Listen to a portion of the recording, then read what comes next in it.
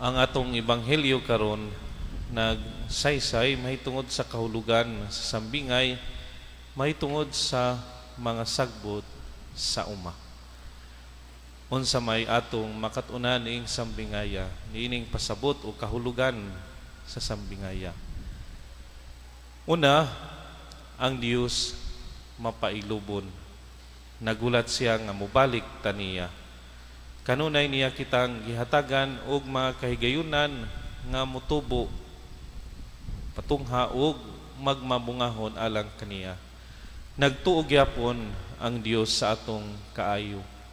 Naglaom gyapon siya nga mutubo ang mga liso sa kaayo diha sa atong kasing-kasing.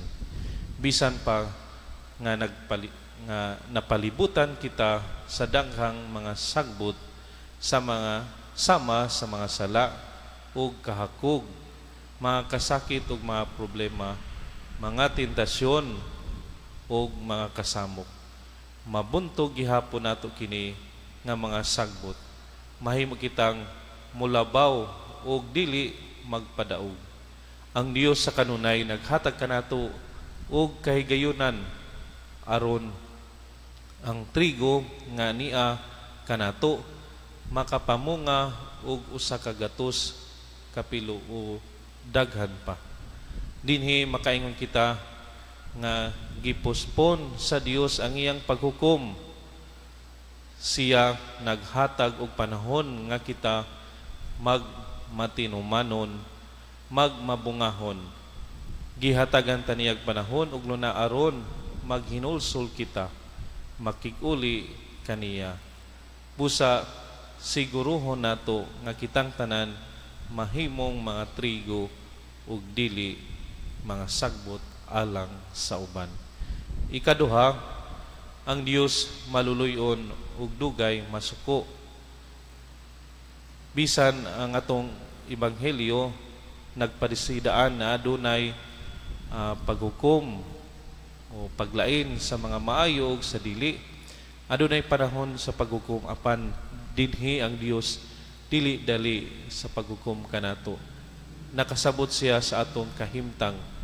Gidawat niya ang atong kahimtang. Nagasalig ang Dios nga may mahimo pa kita. Masaligon siya nga makaadto gihapon taniya ug motubo alang kaniya.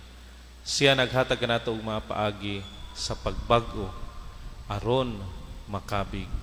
Gihatagan niya kita sa tanan nga paagi aron makit-an siya, aron mahimong takos kaniya, aron dawaton siya. Dili unta kita kawadaan og paglaom bisag daghan mga sagbot sa atong palibot.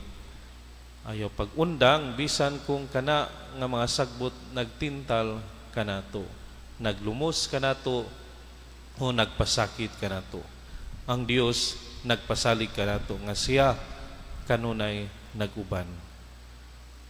Sa panahon sa pag-ani, iyang gantihan ang atong pagkamalahutayon, ang atong pagkamaunungon kaniya ug sa iyang mga sugo.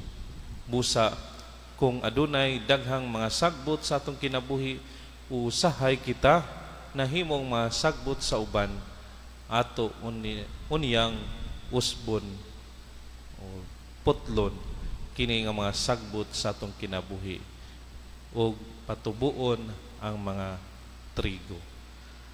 Amen.